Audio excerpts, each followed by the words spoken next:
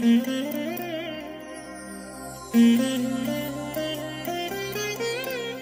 దినం పరము నుండి దిగివచ్చు మాట. ఇది నీ జీవితానికి వెలుగుల బాట.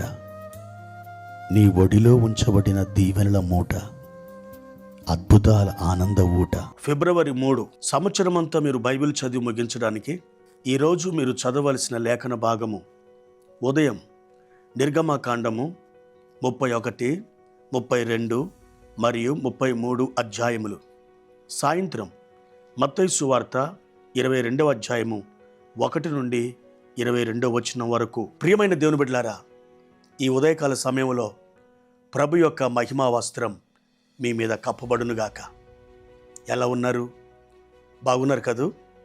మీ కొరకు దేవుని సన్నిధిలో మేము ప్రార్థిస్తున్నాం. మీరు ఈ దినముల యందు వింటున్న ఈ వాక్యము, ఈ ఉదయకాల ధ్యానం మీకు ఆశీర్వాదకరంగా ఉందని మేము నమ్ముచున్నాం. ప్రియ దేవుని బిడ్డ, ఉదయకాలం ఇశ్రాయేలీల పాలెము చుట్టూ మంచు కురిసి ఆ మంచుతో పాటు మన్నా ఏ విధంగా పడిందో, ఈ దినం మీ యొద్దకు దేవుని పరలోక మన్నా వస్తూ ఉంది. ఈ మన్నాను మీరు కూర్చుకోండి, ఈ మన్నాను భుజించండి.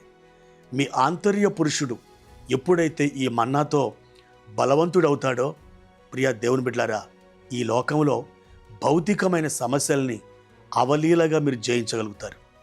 అవి ఒక సమస్యగా మీకు అనిపించదు. ఒక పర్వతము లాంటి సమస్యనైనా మీరు అధిరోహించగలుగుతారు, దాన్ని దాటగలుగుతారు. ఎందుకంటే దేవుని వాక్యం అనే మన్నా మిమ్మల్ని బలశాలులుగా చేస్తుంది.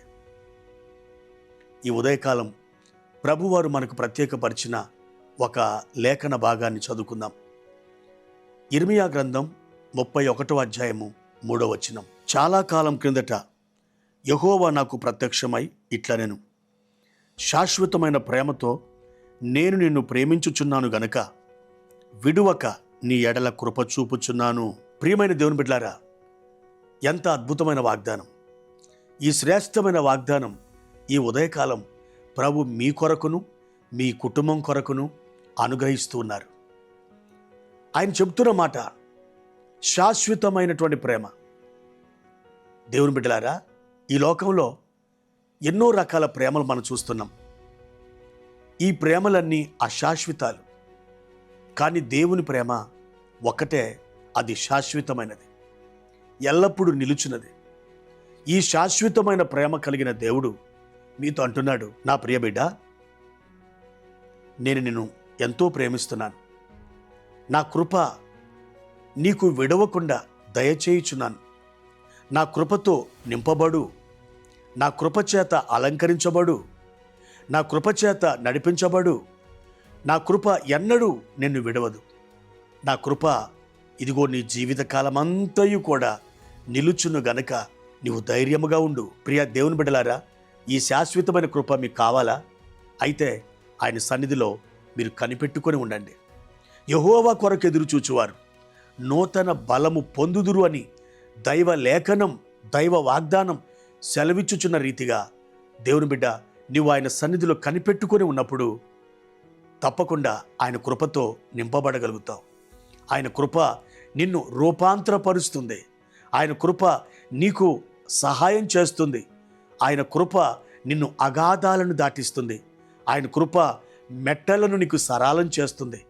కాబట్టి అట్టి దైవీకమైనటువంటి కృపలోకి నువ్వు రావాలని ప్రభు నిన్ను పిలుస్తున్నాడు. ధనాన్ని చూసి దరిచేరే బంధువులు, అందాన్ని చూసి కలిగే ఆకర్షణ, అవసరం కోసం కలుపుకునే స్నేహం ఎన్నటికీ శాశ్వతం కావు. శాశ్వతమైనది ఒక్కటే, అది దేవుని యొక్క ప్రేమ. అలాంటి ప్రేమను నువ్వు ఆస్వాదించు, అనుభవించు. నిత్యము నువ్వు భద్రపరచబడతావు. దేవుడు నిన్ను దీవించునుగాక. ప్రార్థన. పరిశుద్ధుడా, ప్రేమ కలిగిన తండ్రి, మీ ఘనమైన నామానికి కృతజ్ఞత వందనాలు. అయ్యా, ఈ సమయంలో శాశ్వతమైన ప్రేమతో నీవు మమ్మల్ని ప్రేమిస్తున్నానని వాగ్దానం చేశావు. ఈ మాట మా హృదయాలను ఆనందింపచేస్తుంది, పరవశింపజేస్తుంది. మా తండ్రి, విడువని ఎడబాయని మీ కృప మాకు దయచేసినందుకు వందనాలు. అయ్యా, మా ప్రియులను ఒక్కసారి జ్ఞాపకం చేసుకొని దీవించి బలపరిచి వర్ధిల్ల చేయమని యేసుక్రీస్తు నామంలో ఈ ప్రార్థన అడుగుచున్నాను తండ్రి. ఆమెన్.